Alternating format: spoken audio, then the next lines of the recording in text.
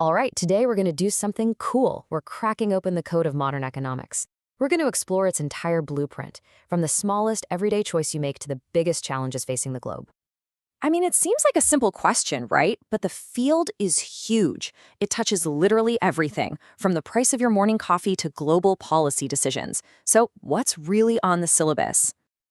To get a real answer, we're not just guessing. We're using an actual graduate-level economics syllabus as our guide. Think of it as our official map to the entire discipline. So, our journey begins with the two fundamental ways economists look at the world, from the ground up and from about 30,000 feet in the air. It all starts right here.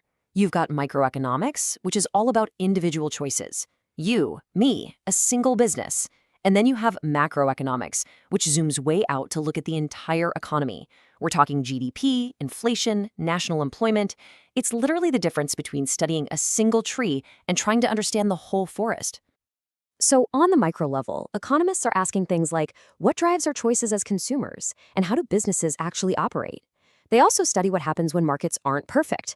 For example, asymmetric information. Sounds fancy, but it's really just the simple idea that one person in a deal knows more than the other.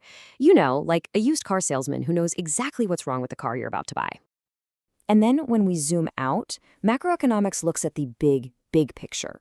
A nation's total income, what causes booms and recessions, and the powerful tools that governments use to try and manage it all.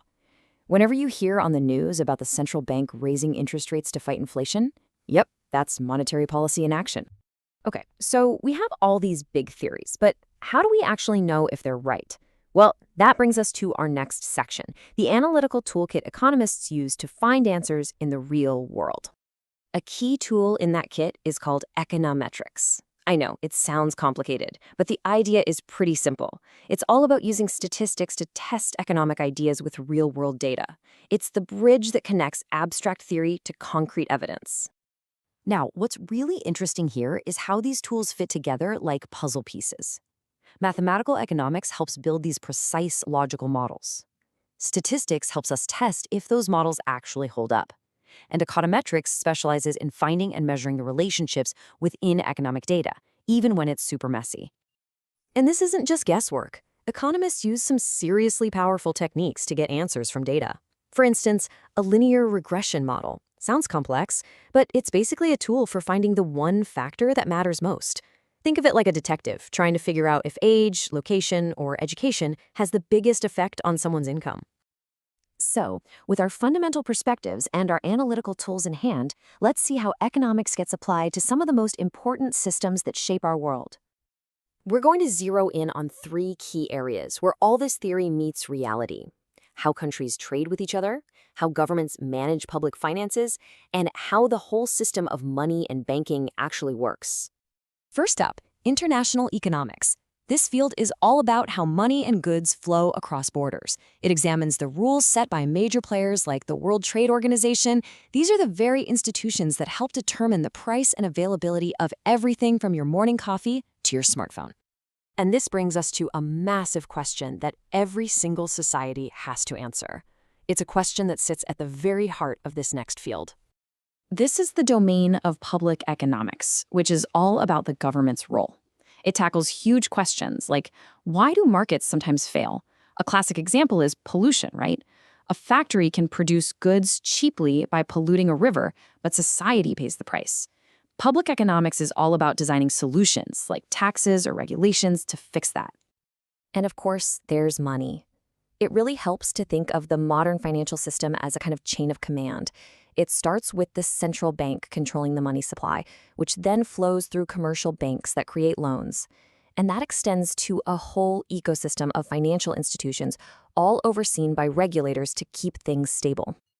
All right, for our final section, we're shifting gears. We're moving from the systems of today to the great challenges of tomorrow, looking at how economics helps us think about long-term progress and sustainability.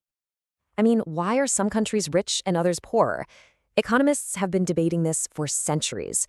The conversation evolved from Adam Smith's focus on free markets to Marx's critique of capital, all the way to Schumpeter, who argued the real engine of growth is relentless innovation and entrepreneurship.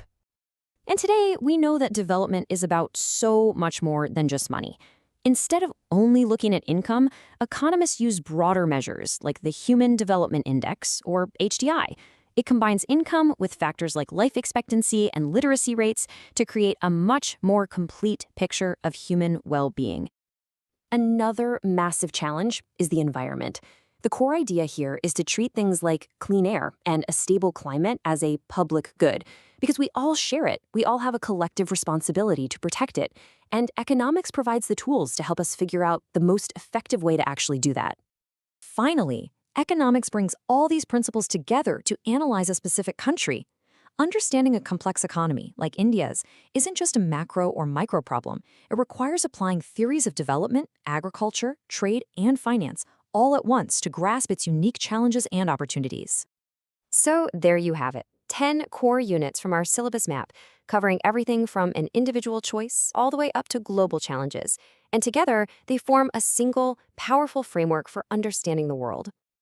Ultimately, the big takeaway is this: economics isn't just about money. It's a powerful way of thinking about choices and incentives, a framework that connects the contents of your wallet to the world's biggest problems. We've toured the entire blueprint, from micro to macro, from theory to the biggest global challenges.